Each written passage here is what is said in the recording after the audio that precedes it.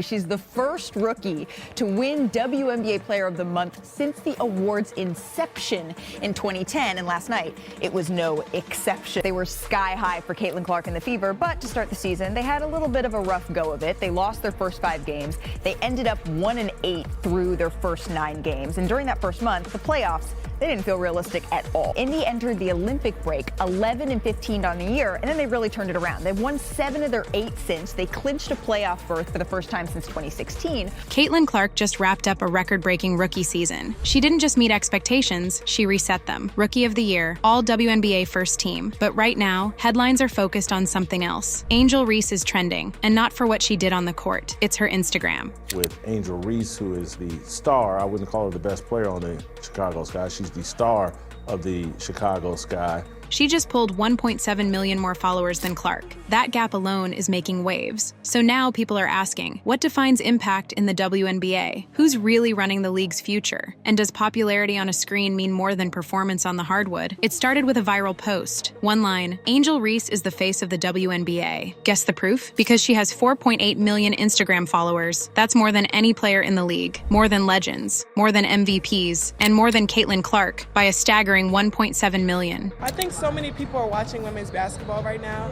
It all started from the national championship game, and I've been dealing with this for 2 years now. And understanding, like, yeah, negative things have probably been said about me, but honestly, I'll take that because look where women's basketball is. People are talking about women's basketball that you never would think that we'd be talking about women's basketball. People are pulling up to games. We got celebrities coming to games, sold out arenas, like, just because of one single game.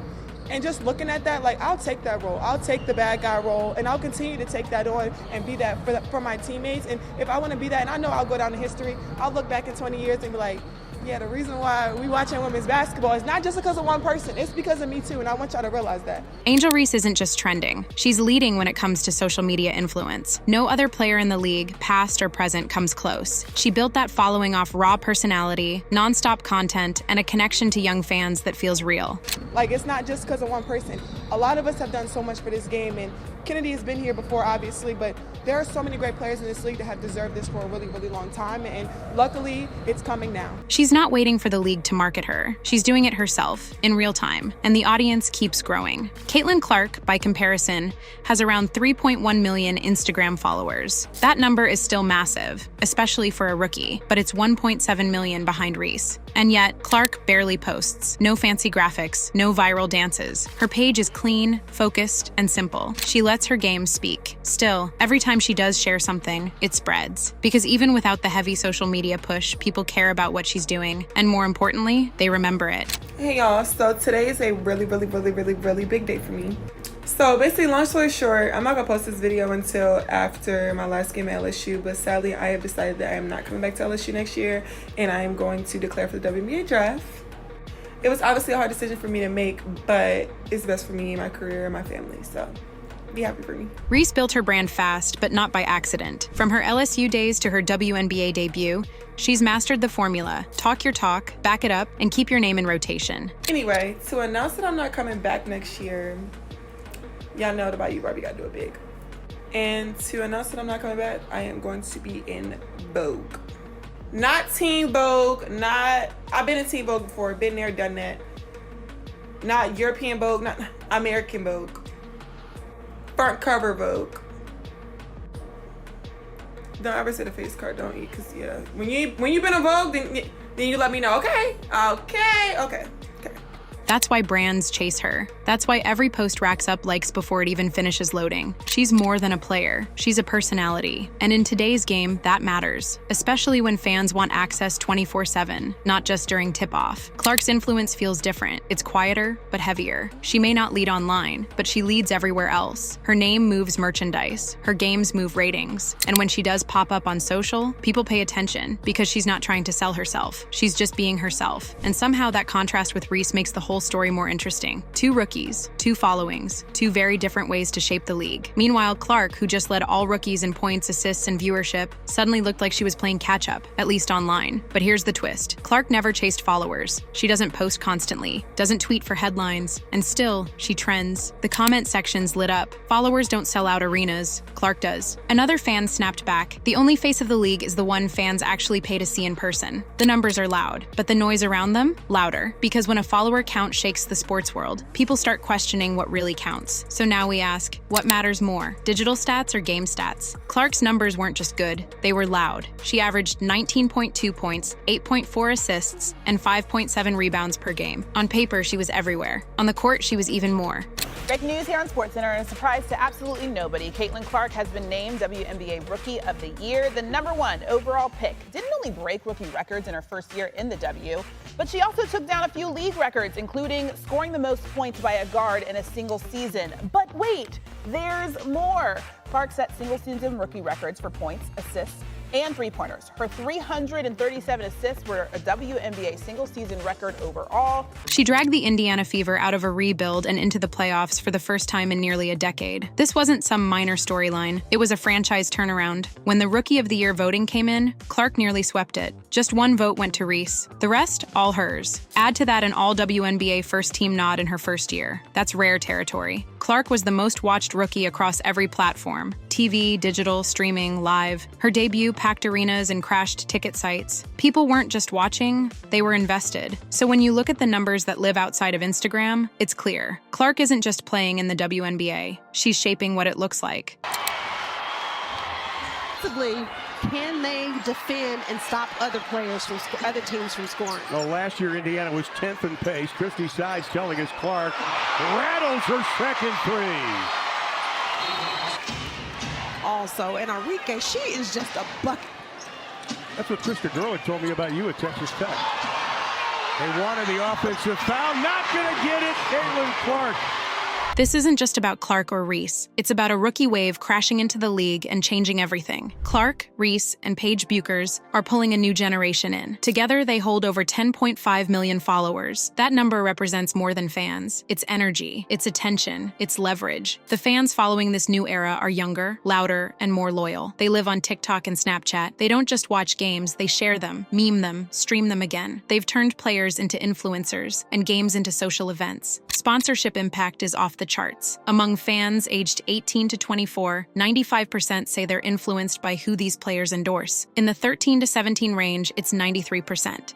No other league hits that. So who's holding the real power now? Is it the league office, the sponsors, or is it the rookies redefining what power even means? While Reese's follower count climbed, Clark played it differently. She didn't flood social media. She didn't chase viral content. She made one quiet but smart move. She linked back up with Goldman Sachs, not for a commercial, for a major business event hosted by John E. Waldron. That one move sent a message. Clark isn't just playing games. She's building something. She's shown up at multiple business events since her college NIL deal with them. It's not for show. It's a blueprint. She's choosing partnerships that stretch beyond the game. You're out to dinner with the entire team, and the bill comes.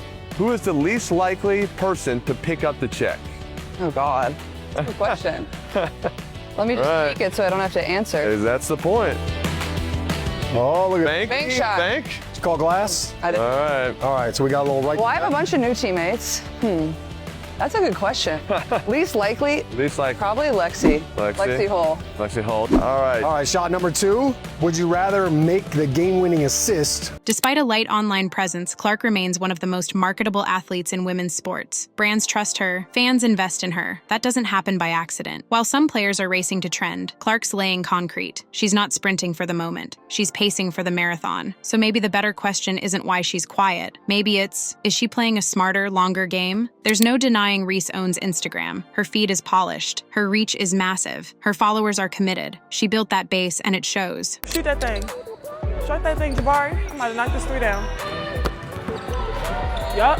Boom. Hey. Oh yeah, Lotto. Big Lotto. Big Lotto. Big Mama. Big Lotto. Tasha St. Patrick. Kendall. Brandon. Turn the music up. Damn. Can't get in the vibe. You tired? I know you tired. Yo, you need some water? getting cooked. Hibachi style. I used to be a guard. But Clark dominates different territories. Game day attendance, jersey sales, primetime ratings. Her name drives viewership, not just likes. The debate rages on. One group calls Reese the icon, the trendsetter, the one who connects with Gen Z. Another group pushes back. Clark is the reality. She's the one you tune in to watch. Aja Wilson, a two-time MVP, is still seen as a league cornerstone. But more and more, fans lump Clark into that same tier. The rivalry between Clark and Reese keeps eyes on the league. But this isn't just about one beating the other. It's two forces pulling the WNBA into the spotlight and up the charts. Because at the end of the day, it's not just Reese's followers or Clark's ratings, it's both. And that combination is exactly why this moment feels different. The date is set, May 17th, Indiana Fever versus Chicago Sky, Clark versus Reese, round 1, and it's more than a matchup, it's a moment. Ticket demand is already high. Viewership projections are off the charts. This isn't just another season opener, it's a cultural checkpoint. Every pass, every post, every three-pointer carries weight. It's not just about who scores more, it's about who defines what this next chapter looks like. So when they step on that court, the question won't be who's more popular. The question is, who's going to shift the game more permanently? Caitlin Clark sells out basically any basketball venue that she sets foot in. And not only that, we have now got Caitlin Clark selling out something that isn't basketball.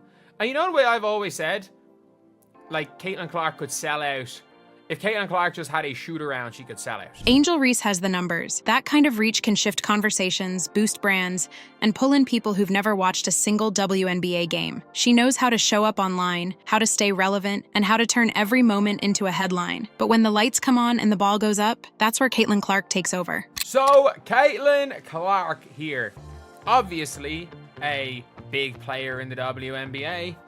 And obviously, the face of the damn WNBA. She's the kind of player fans travel to see in person, the kind that makes people fall in love with the game again. She doesn't need viral posts. Her game is the post. Her impact shows up in sold-out arenas, in national broadcasts, in a team that went from bottom to playoffs because she showed up. You can't double-tap that kind of influence. So here's the real question. What matters more in the WNBA today? The player with the biggest following or the one with the biggest footprint on the court? Let's hear your thoughts in the comments. If you like this video, don't forget to subscribe for more videos. Thanks for watching.